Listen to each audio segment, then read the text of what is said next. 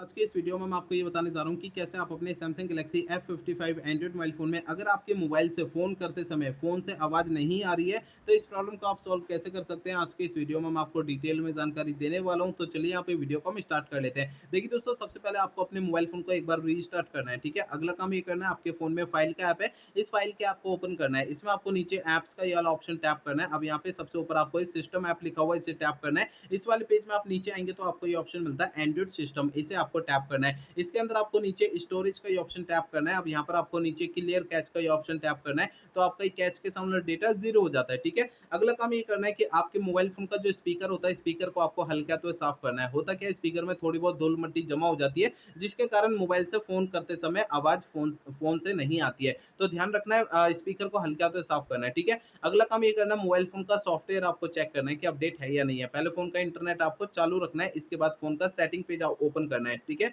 Setting page में आपको सबसे ऊपर सर्च आइकन पे टैप करना है। यहाँ पे सबसे ऊपर सर्च बार में सॉफ्टवेयर अपडेट आपको लिखना है। नीचे आपको सॉफ्टवेयर अपडेट का ये ऑप्शन शो हो जाएगा, इसे आपको टैप करना है। अब यहाँ पर आपको ये डाउनलोड एंड इंस्टॉल का ऑप्शन टैप करना है। अब आपको जो है इस वाले पेज पे कोई भी अपडेट का बटन या डाउनलोड इंस्टॉल अगर यहाँ पे लिखा हुआ दिखाई देता है, तो उसे आपको टैप करके फोन का सॉफ्टवेयर अपडेट कर लेना है, ठीक है।